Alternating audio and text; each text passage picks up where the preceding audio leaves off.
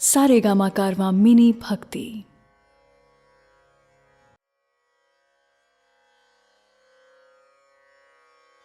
भगवद गीता अध्याय 13। जय श्री कृष्ण दोस्तों। गीता और इसका ज्ञान अनवरत बह रहा है और सदियों से बहता आया है और आगे भी बहता रहेगा। लेकिन हमारी कोशिश है कि इसको आपकी ही भाषा में ऐसे प्रस्तुत करें कि यह आपके जीवन का हिस्सा बन जाए।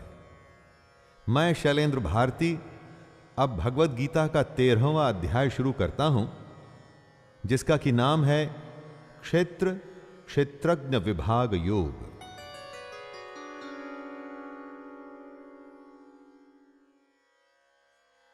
अर्जुन उवाच प्रकृतिं पुरुषं चैव क्षेत्रं क्षेत्रज्ञमेव च एतद्वेदितुमिच्छामि ज्ञानं ज्ञेयं च केशव।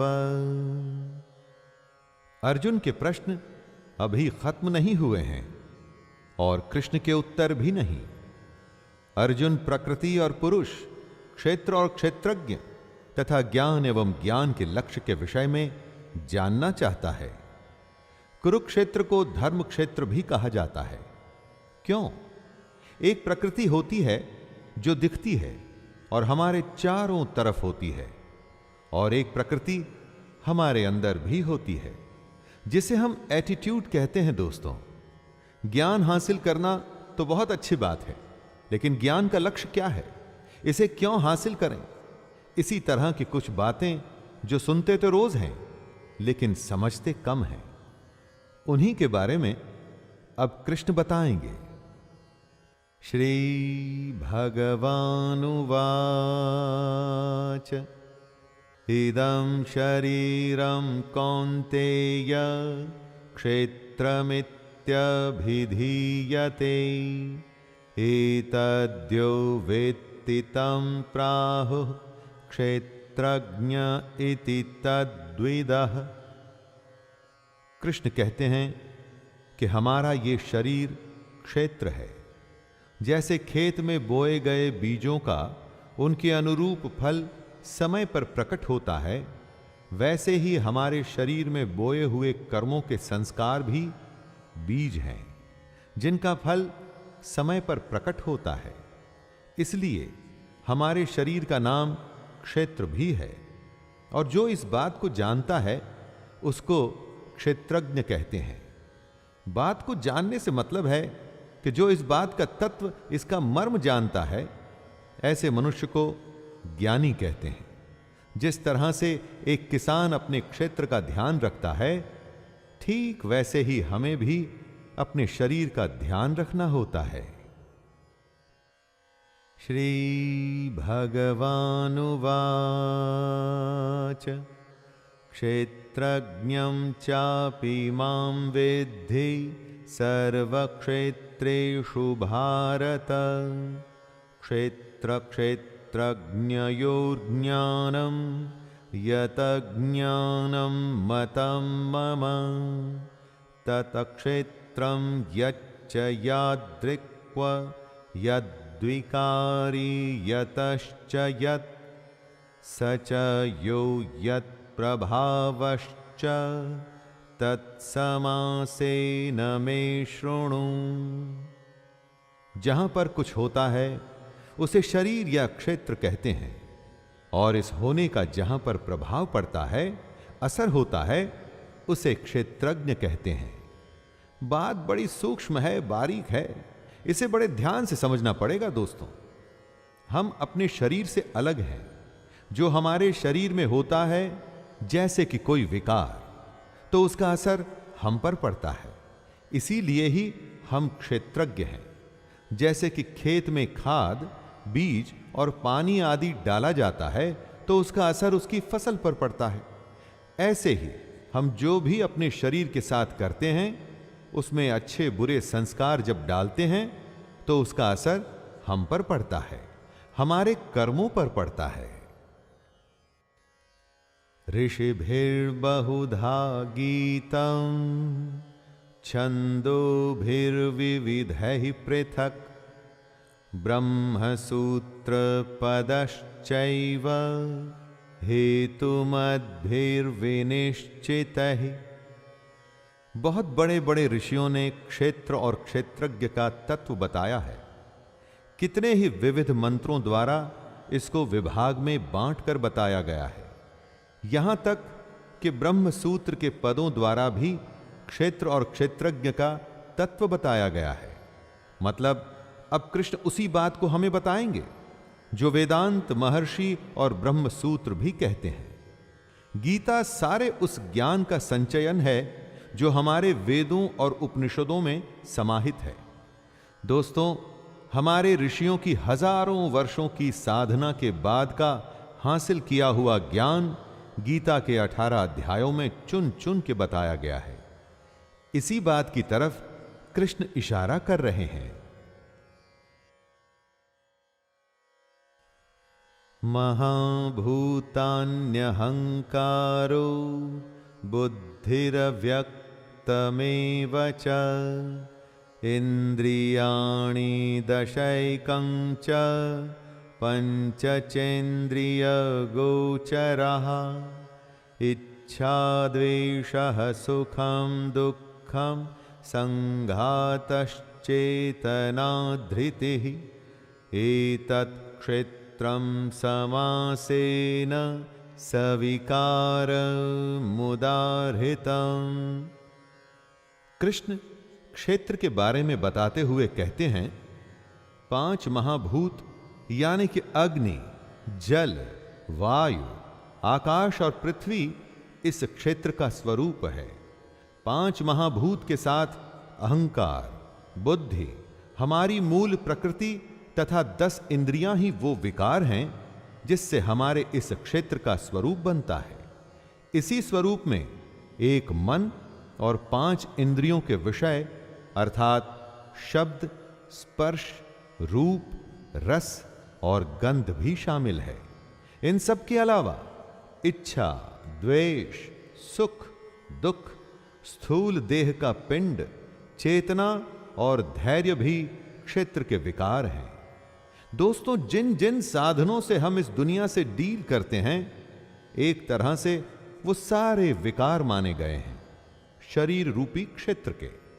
हमारे इसी क्षेत्र में बोया गया अच्छा या भला संस्कारों के रूप में उगता है। जैसे किसान अपनी खेती काटता है, वैसे ही हम अपने संस्कार, अपने कर्म काटते हैं। अमानित्वम दम्भित्वम अहिंसा क्षान्तिरार्जवम् आचार्योपासनं शौचं स्थैर्यमात्मा विनिग्रह। इस श्लोक में कृष्ण क्षेत्रज्ञ के बारे में बता रहे हैं कि क्या होता है क्षेत्रज्ञ, जो क्षेत्र के तत्व को समझता है, यानी कि श्रेष्ठता के अभिमान का अभाव, घमंड का अभाव, किसी भी प्राणी को किसी भी प्रकार से न सताना, क्षमा करने का भाव, मन और बोलने में सादगी, श्रद्धा और भक्ति के साथ गुरु की सेवा, बाहर भीतर की शुद्धि यानी कि खाना पीना और जीवन भी शुद्ध और अंदर का मन भी शुद्ध। इन सब के साथ में अंतःकरण की स्थिरता भी यानी कि स्टिलनेस ऑफ द माइंड क्षेत्रज्ञ होता है। दोस्तों, अपने को, अपनी आत्मा को, अपने अस्तित्व को जानना और उसे आचरण में लाना ही क्षेत्रज्ञ कहलाता है। इंद्रियार्थेषु वैराग्यम् अहंकार एव च जन्म मृत्यु जरा व्याधि दुख दोषानुदर्शनम्। क्षेत्रज्ञ की ही परिभाषा को समझाते हुए कृष्ण कह रहे हैं कि इस लोक और परलोक के संपूर्ण भोगों में आसक्ति का अभाव होना चाहिए। हमारे इस लोक के लालच में ही हर कोई फंसा हुआ है। घर, पैसा, आराम की जिंदगी, और इतना ही नहीं, जो इस लोक के लालच से बचा है वो परलोक के लालच में फंसा है, जैसे कि स्वर्ग। इन दोनों लोकों की आसक्तियों से हमें कैसे बचना है, यही क्षेत्रज्ञ है। क्षेत्रज्ञ बनाने के लिए हमें यह भी सोचना जरूरी है कि हम में अहंकार का भी अभाव कैसे हो।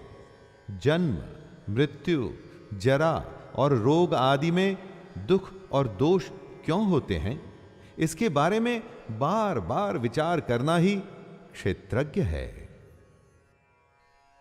असक्तिरनभिष्वंगः पुत्रदार ग्रहादिषु नित्यं च समचित्तत्वम् इष्टानिष्टोपपत्तिषु।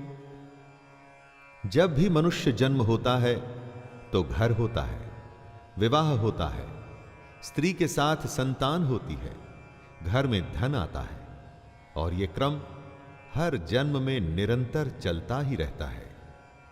इसके बारे में सोचना क्यों होता है ऐसा, बार बार लगातार हर जन्म में? जब कोई इसके बारे में सोचना शुरू करेगा दोस्तों, तभी तो ज्ञान का द्वार खुलना शुरू होगा। अच्छा होने पर खुशी होती है, बुरा होने पर क्रोध आता है। एक जन्म में ही ऐसा हर रोज होता है। ऐसा कब तक चलता रहेगा? सैकड़ों जन्म होंगे तो भी आप इसी दुनियादारी में क्या ऐसे ही फंसे रहेंगे? कब अपने चित्त को सम करेंगे? इन बातों के बारे में सोचना ही क्षेत्रज्ञ है।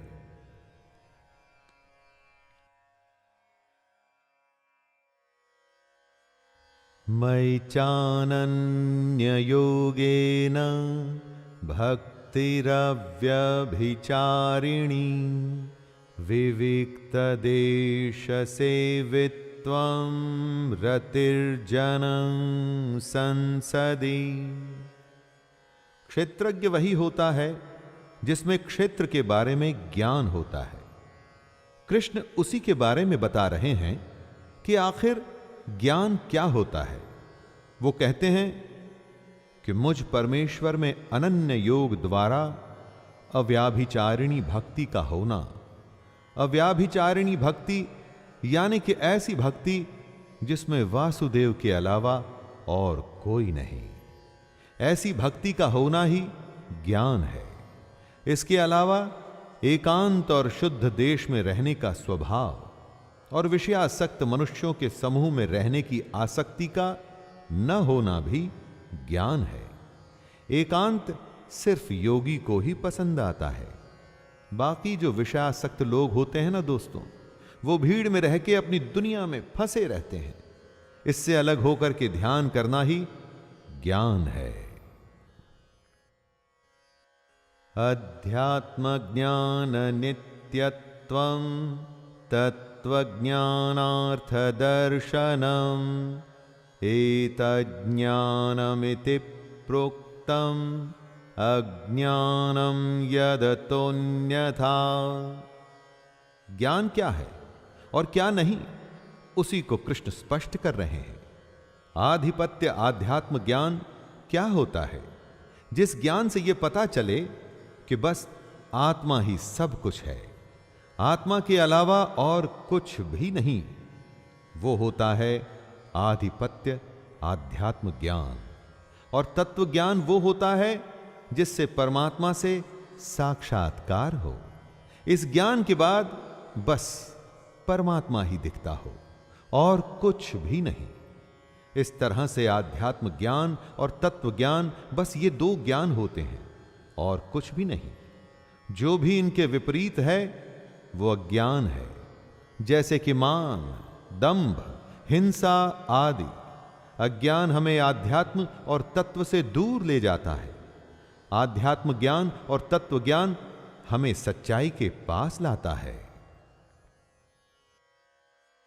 ज्ञेयं यत्तत्त्व प्रवक्ष्यामि यज्ञात्वामृतमश्नुते अनादिमत्परं ब्रह्म न सत्तन्नासदुच्यते।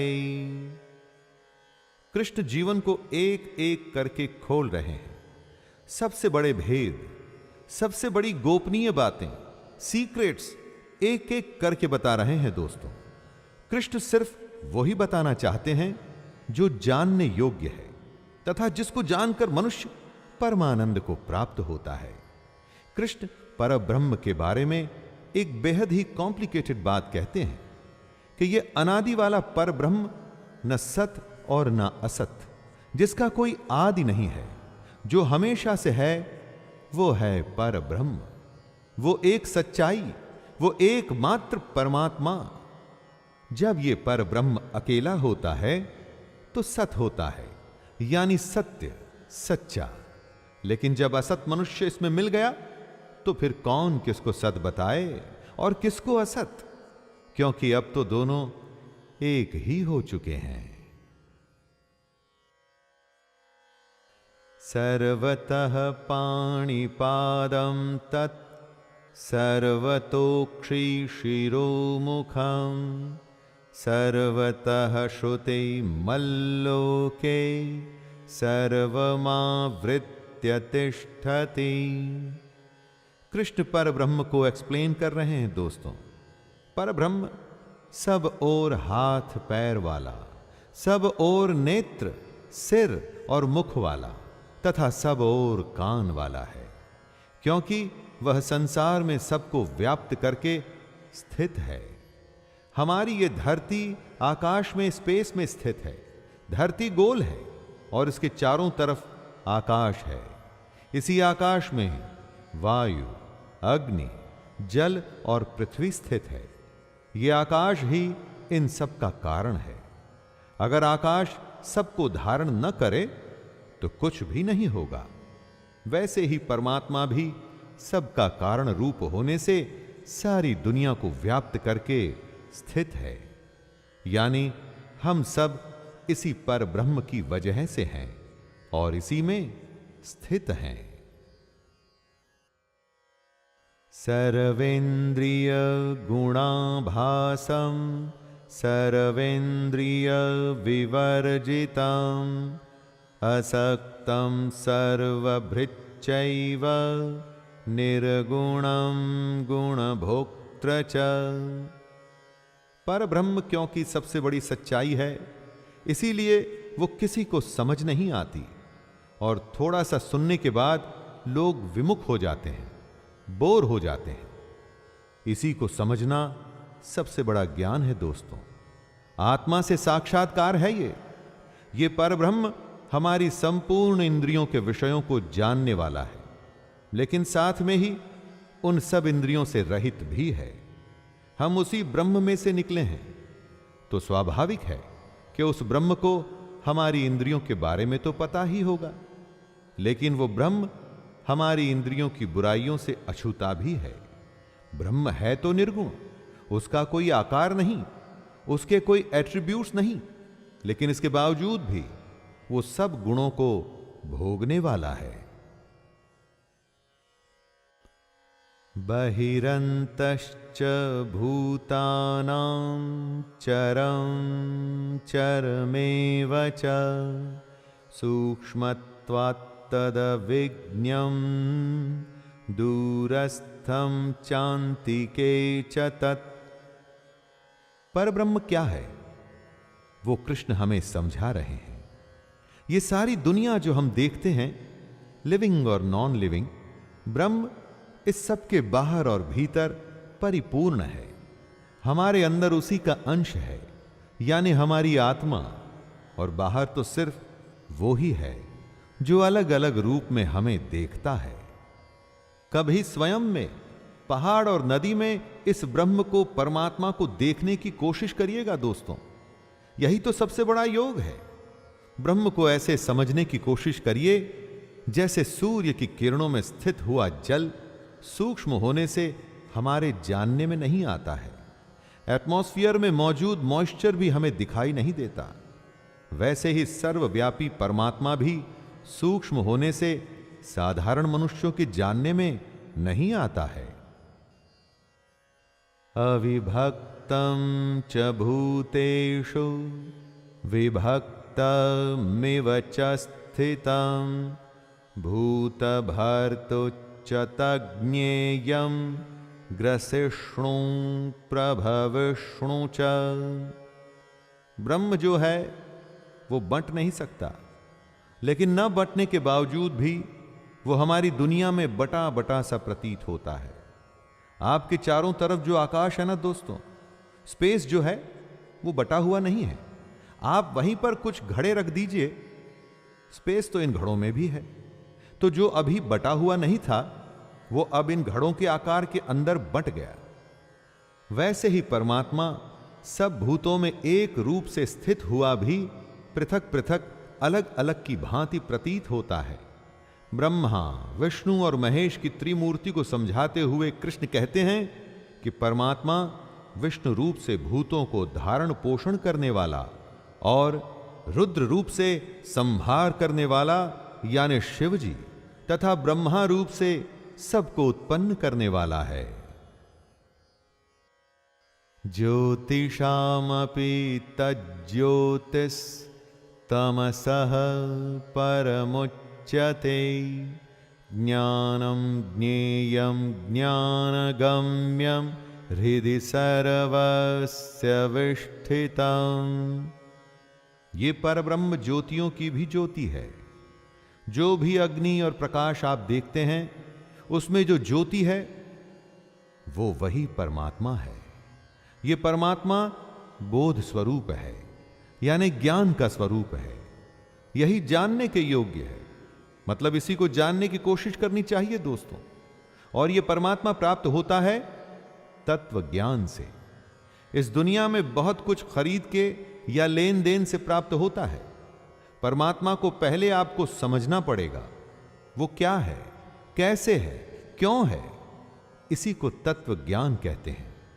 और तत्व ज्ञान हासिल करने के बाद ही परमात्मा आपको हासिल होगा, क्योंकि ये परमात्मा हम सबके हृदय में विशेष रूप से स्थित है। इसकी और कोई जगह नहीं।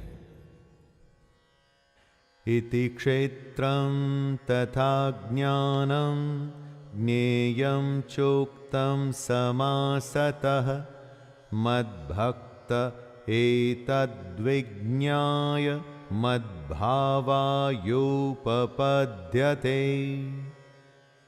हे अर्जुन, इस प्रकार से मैंने तुझे क्षेत्र, ज्ञान और जानने योग्य परमात्मा के बारे में बताया। मेरा भक्त इसको तत्व से जानकर मेरे स्वरूप को प्राप्त होता है। कृष्ण ने बताया कि हमारा शरीर ही क्षेत्र है। जिस तरह से खेत में बीज बोए जाते हैं उसी तरह से हमारे शरीर में संस्कार बोए जाते हैं, जिसका कि हमको फल मिलता है। उस ब्रह्म का जो अंश हम में और हमारे बाहर है उसको जानना ही सबसे बड़ा ज्ञान है। और इस ज्ञान की प्राप्ति के बाद रास्ता खुलता है परमात्मा को हासिल करने का। यही रास्ता या तो कृष्ण को पाने का है या उस कृष्ण में खुद को विलीन कर लेने का। श्री भगवानुवाच प्रकृतिं पुरुषं चैव विध्यनादि उभावपि विकारांश्च गुणांश्चैव विद्धि प्रकृतिः संभवान्। इस श्लोक में कृष्ण प्रकृति और पुरुष के बारे में बता रहे हैं। प्रकृति और पुरुष, शिव और शक्ति, इन्हीं दोनों के साथ आने से ये दुनिया आगे बढ़ती है। लेकिन क्या है ये प्रकृति और पुरुष? कृष्ण कहते हैं कि अर्जुन, तो इन दोनों को अनादि जान, यानी कि दोनों ही हमेशा से हैं, सनातन हैं। और साथ में हमारे अंदर जो राग द्वेषादि विकार हैं वो भी प्रकृति से ही उत्पन्न होते हैं। किसी के लिए प्रेम या द्वेष जैसे भाव इसी प्रकृति में से आते हैं। और सात्विक, राजसिक और तामसिक तीन गुणों से बने जो पदार्थ होते हैं वो भी इसी प्रकृति से ही उत्पन्न होते हैं। श्री भगवानुवाच कार्यकरण कर्तृत्वे हेतुः प्रकृतिरुच्यते पुरुषः सुख दुःखानां भोक्तृत्वे हेतुरुच्यते। दोस्तों, कार्य और करण को समझिए। कार्य में क्या क्या आता है उसकी लिस्ट जानिए। कार्य यानी 5 महाभूत, आकाश, वायु, अग्नि, जल और पृथ्वी, तथा शब्द, स्पर्श, रूप, रस, गंध। आइए अब करण को जानें। बुद्धि, अहंकार और मन, तथा श्रोत्र, त्वचा, रसना, नेत्र और घ्राण एवं वाक, इसके अलावा हाथ, पैर, उपस्थ और गुदा। कार्य और करण दोनों प्रकृति से ही उत्पन्न होते हैं। इन्हीं कार्य और करण की वजह से पैदा होते हैं सुख और दुख। इन सुख और दुख को भोगने वाले को कहते हैं पुरुष। इस डेफिनेशन से आपको पुरुष और प्रकृति को समझने में आसानी होगी दोस्तों। पुरुषः प्रकृतिस्थो हि भुंगक्ते प्रकृतिजान् गुणान् कारणं गुणसंगोस्य सदसद्यो निजन्मसु। पुरुष प्रकृति के बीच में खड़ा है और प्रकृति से पैदा हुए गुणों को वो भोगता है। इन गुणों को वो जिस तरह से भोगता है अथवा इन गुणों के साथ वो जिस तरह का होता है, वही आगे जाके अच्छी या बुरी योनि में जन्म लेने का कारण बनता है। जब सात्विक गुणों में आप समय बिताते हैं तो देव योनि में पैदा होते हैं। रजोगुण के संग से मनुष्य योनि मिलती है और तमोगुण यानी कि तामसिक गुणों के संग से पशु आदि नीच योनियों में जन्म होता है। दोस्तों, नीच से यहां अर्थ बुरे या गिरे हुए का नहीं है, बल्कि यह है कि वो योनि जो मनुष्य के जैसे सोच नहीं सकती, वो सोचती है जैसे पशु सोचता है। उपद्रष्टानुमन्ता च भर्ता भोक्ता महेश्वरः परमात्मेति चाप्युक्तो देहेस्मिन् पुरुषः परः। हमारे अंदर जो आत्मा है वास्तव में वो ही परमात्मा है, और क्योंकि ये हमारे अंदर है तो भी जो भी हम करें ये उसकी साक्षी है, विटनेस है दोस्तों, जिसे उपदृष्टा भी कहते हैं। इसके अलावा आत्मा अनुमंता भी होती है।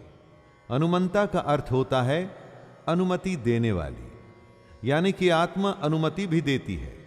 यही आत्मा भर्ता भी होता है, यानी कि भरण पोषण, हमारा पालन पोषण करने वाली भी, क्योंकि कृष्ण ने ही कहा था कि योगक्षेमं वहाम्यहम्। योग से वो हमारी रक्षा करते हैं, मतलब आत्मा हमें और हमारे योग को बचाती भी है। और आत्मा भोगता भी होती है दोस्तों, यानी कि भोग भी करती है। जब हमारी साधना बढ़ती है, सूक्ष्म होती है, तो आत्मा हमारा यज्ञ और तप ग्रहण करती है, और जब आत्मा हमारी साधना ग्रहण करती है तो वो परमात्मा से मिल जाती है। य एवं वेत्ति पुरुषं प्रकृतिं च गुणैः सह सर्वथा वर्तमानोऽपि न स भूयोऽभिजायते।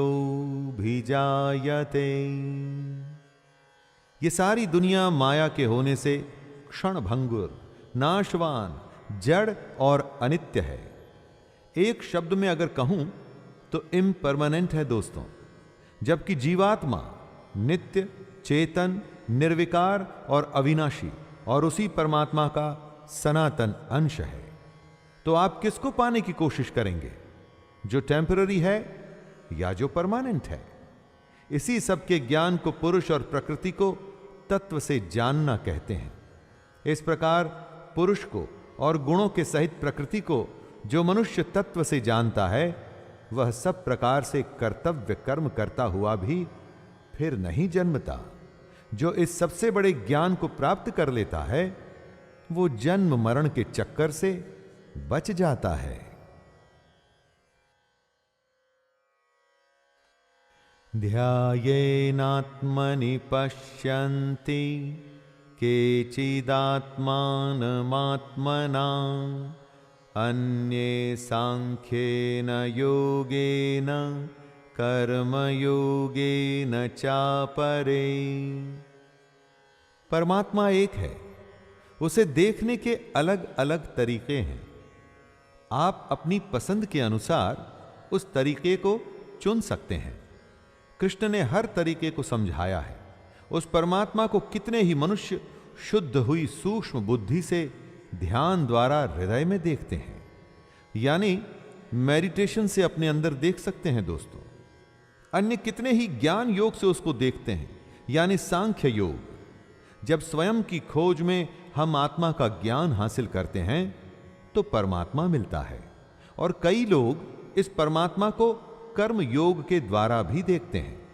जब हम अपने हर कर्म को निष्काम तरीके से कर सब कुछ उस परमात्मा को अर्पित कर देते हैं तो उसे ही प्राप्त होते हैं। अन्ये त्वेवमजानन्तः श्रुत्वान्येभ्य उपासते तेऽपि चातितरन्त्येव मृत्युं श्रुति परायणाः। परमात्मा को प्राप्त करने की कोशिश कई तरह के लोग अपने अपने रास्तों से करते हैं, लेकिन इनके अलावा कई मंद बुद्धि वाले पुरुष भी होते हैं।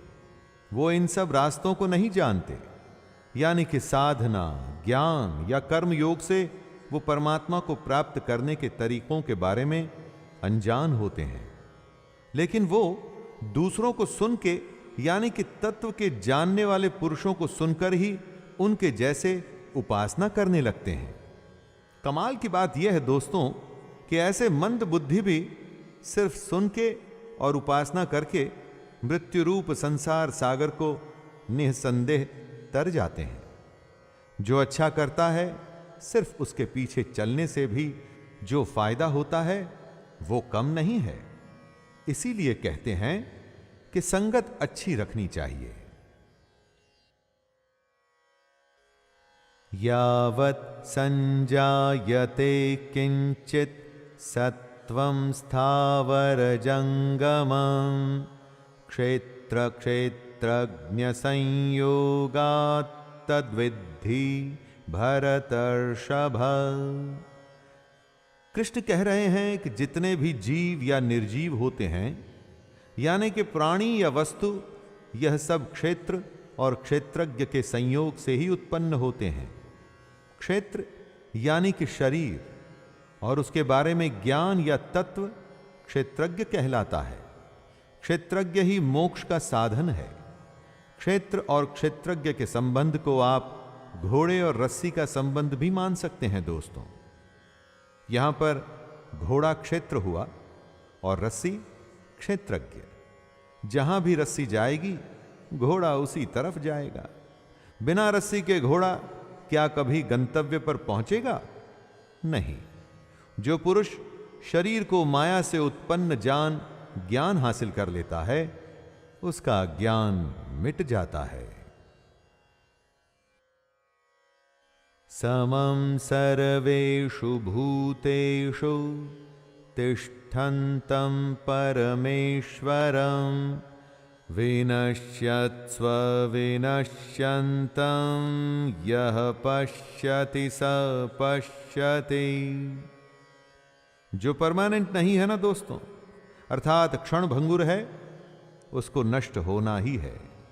और जो पुरुष नष्ट होते हुए जीव या अजीव में परमात्मा को देखता है, जो सब कुछ समभाव जीव या अजीव दोनों को एक भाव से ही देखता है, असल में वही यथार्थ को देखता है। असलियत सिर्फ वही देखता है दोस्तों जो जानता है कि क्या सच्चाई है और क्या मिथ्या। ये दुनिया जिसमें हम जीते हैं, इतना धन जमा कर ऐसे जीते हैं जैसे कभी मरना ही नहीं। ये सब तो मिथ्या है दोस्तों, लेकिन हम में से ज्यादातर ऐसे ही रहते हैं जैसे कभी नष्ट होना ही नहीं, जैसे हम अमर हैं। दोस्तों, ये सच्चाई नहीं, ये मिथ्या है।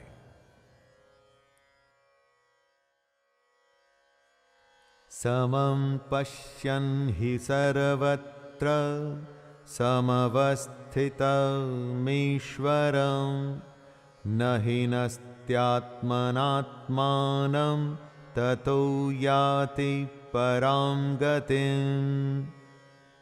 जिसको हर किसी प्राणी में, हर किसी वस्तु में परमेश्वर दिखे, जो हर किसी को समभाव से देखे, वही ज्ञानी है। हमसे ज्यादातर लोग अपने शरीर को ही सबसे बड़ी सच्चाई मानकर एक झूठी दुनिया में जीते रहते हैं, इस दुनिया में फंसे रहते हैं, और फिर एक दिन आत्मा हमारे शरीर में से निकल जाती है और हमारा ये शरीर नष्ट हो जाता है। उसके बाद कोई दूसरी योनि, कोई दूसरा शरीर मिलता है। अज्ञानी का ये क्रम आना जाना लगा ही रहता है दोस्तों। जो जितना बड़ा अज्ञानी होता है वो उतने जन्म बर्बाद करता है, लेकिन ज्ञानी सब में परमेश्वर को समान देखते हुए अपने जीवन को नष्ट नहीं करता, इसीलिए वो परम गति को प्राप्त होता है। प्रकृत्यैव च कर्माणि क्रियमाणानि सर्वशः यः पश्यन्ति तथात्मानं कर्तारं स पश्यति। तीन गुणों से बनी हुई माया ही प्रकृति है। हमारे सारे कर्म मन, शरीर और वाणी के द्वारा ही किए जाते हैं, और इन कर्मों के पीछे प्रकृति ही होती है। जो ज्ञानी होता है वो ये जानता है कि इन कर्मों के पीछे कर्ता प्रकृति है, आत्मा नहीं। हमसे हमारे कर्म हमारी प्रकृति करवाती है, आत्मा नहीं दोस्तों। ये बात सिर्फ ज्ञानी ही समझता है, और इसीलिए सिर्फ वो ही यथार्थ को देखता है। बाकी सब अज्ञानी सच्चाई नहीं, मिथ्या देखते हैं, और क्योंकि वो मिथ्या देखते हैं तो दुनियादारी में लगे रहते हैं और कर्मों के बंधन में बंध के एक के बाद एक दूसरे जन्म में आते और जाते रहते हैं। यदा भूत पृथक भावम एकस्थमनुपश्यति तत एव च विस्तारं ब्रह्म संपद्यते तदा। ज्ञानी पुरुष जब अलग अलग भावों में या अलग अलग भूतों में एक परमात्मा को देखता है, तब ही उसे ब्रह्म प्राप्त होता है। जब वो इस बात को समझ जाता है कि आत्मा से ही हर भाव या हर भूत या हर वस्तु का विस्तार हुआ है, तब ही उसे ब्रह्म समझ में आता है। जैसे कि जब ज्ञानी को यह समझ में आता है कि आत्मा से ही प्राण, आत्मा से ही आशा, आत्मा से ही तेज, आत्मा से ही जल, आत्मा से ही अन्न का विस्तार हुआ है, आत्मा से ही ये सब प्रकट हुआ है, उसमें ही सब विलीन हो जाना है, तब उसे ब्रह्म समझ में आता है। अनादित्वा निर्गुणत्वात् परमात्मायमव्ययः शरीरस्थोऽपि कौन्तेय न करोति न लिप्यते। दुनिया में जो भी कुछ होता है उसके पीछे कुछ न कुछ कारण होता है। बारिश का होना, दिन और रात का होना, सब कुछ कारण की वजह से है। जिसका कुछ कारण नहीं होता उसे अनादि कहते हैं। जैसे कि ब्रह्म या परमात्मा, उसी परमात्मा का ही अंश है हमारी आत्मा।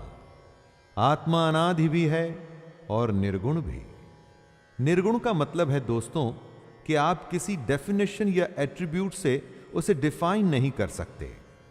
जो अनादि होता है उसका कभी नाश नहीं होता। यही वजह है कि आत्मा शरीर में होते हुए भी शरीर के कर्मों में या संस्कारों में लिप्त नहीं होती। यथा सर्वगतं सौक्षम्यादाकाशं नोपलिप्यते सर्वत्रावस्थितो देहे तथात्मानोपलिप्यते। आकाश या स्पेस हर कहीं है, लेकिन इस आकाश में आप कोई रंग भर सकते हैं? क्या इसे मोड़ या तोड़ सकते हैं? वो इसलिए कि आकाश सूक्ष्म है, सटल है। आकाश लिप्त नहीं होता, किसी चीज या वस्तु में इन्वॉल्व नहीं होता। दोस्तों, आकाश के जैसे ही हमारी आत्मा भी सूक्ष्म होने की वजह से हमारे शरीर के गुणों में लिप्त नहीं होती। हमारी देह के गुण प्रकृति के कारण से होते हैं। प्रकृति की वजह से जो भी होता है वो स्थूल है, यानी कि नाशवान है, लेकिन आत्मा का कभी नाश नहीं होता। तो ये किसी भी तरह के शरीर में रहे, आत्मा का वो ही स्वरूप रहता है और वो स्वरूप कभी बदल नहीं सकता। यथा प्रकाशयत्येकः कृत्स्नं लोकमिमं रविः क्षेत्रं क्षेत्री तथा कृत्स्नं प्रकाशयते भारत। जब सूर्य प्रकाशित होता है तो उसका प्रकाश सब तरफ फैलता है, जमीन पर भी, पेड़ पर भी, पक्षी पर भी और हर किसी वस्तु पर। तो क्या हम ये कह सकते हैं कि सूर्य का प्रकाश कैसे बंट के हर वस्तु पर या प्राणी पर पड़ रहा है? नहीं, वो प्रकाश तो एक है और सब पर गिर रहा है, हर किसी को वो प्रकाशित कर रहा है। इसी तरह से आत्मा भी है। एक ही आत्मा संपूर्ण क्षेत्र को प्रकाशित करता है। सूर्य की तरह ही हम सब में, जीव या निर्जीव में, आत्मा एक ही है और वो किसी में लिप्त नहीं। इस तरह से आप भी आत्मा को एक ही माने दोस्तों, उसे एक परमात्मा माने, बटा हुआ नहीं।